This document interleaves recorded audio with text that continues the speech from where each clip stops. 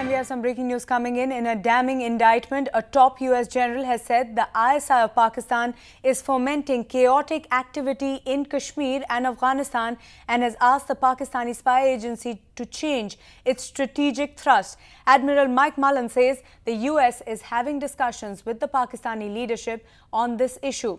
Mullen said the ISI has been supporting militant groups in Kashmir and the Fatah region bordering Afghanistan. Mullen, who has travelled to Islamabad for nearly a dozen times in the past 1 year, said Pakistan had to change its view to its own survival and its own security. Joining us on the phone line is news editor Hector Kenneth. Hector, more details. Clearly the strongest indictment ever. The first time it seems that Pakistan has actually, the US has actually named the ISI and linked it to Kashmir.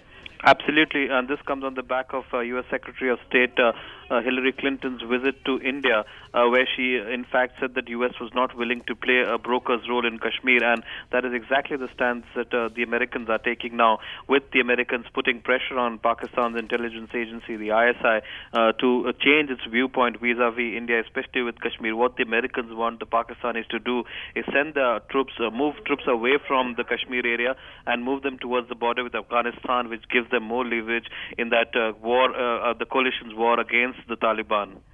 Right, Hector Kenneth there giving us more details. The first time, the strongest indictment possible, and the first time the US is actually naming the ISI to be behind the chaotic activity in Kashmir.